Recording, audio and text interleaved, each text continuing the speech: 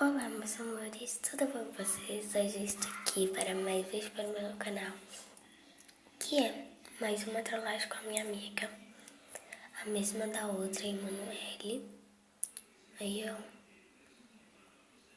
a Emanuele, nossa internet tá ruim. Já tá aqui. Eu comecei falando assim: oi. Aí ela: você tá brava comigo? Aí eu: você sabe onde tem um cachorro lindo e de raça? Aí ela: não. Aí eu: arruma pra mim, por favor. E mandei essas mãozinhas implorando ela. Mas eu não tenho e nem sei onde tem um. Aí eu: se vira nos 30. Ela gosta que eu sou brava, né? Ela sabe que eu sou muito brava. Aí eu: se vira nos 30, eu preciso pra amanhã. Ela: oxe, pra quem? Mas eu não tenho e nem onde tem. Aí eu: pra minha prima, ela pediu de aniversário a festa. O nível foi ontem, mas a festa será amanhã no clube. Aí eu peguei a foto dessa menina na internet, a Barbie aqui, né? Aí eu falei bem assim: ela é essa, o tema será Barbie. E ela tá fazendo 9 anos.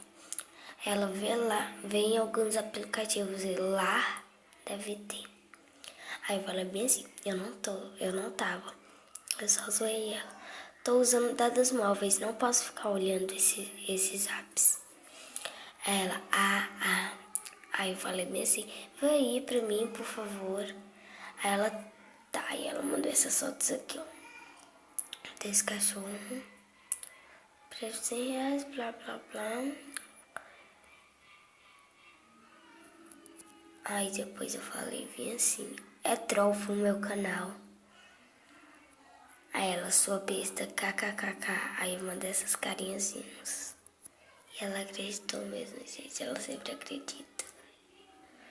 Bom, meus amores, espero que tenham gostado. Se gostaram, clique em gostei. Se inscreve no meu canal. Um beijão e...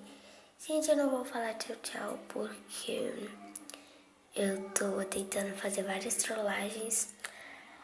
Hoje pedi pra...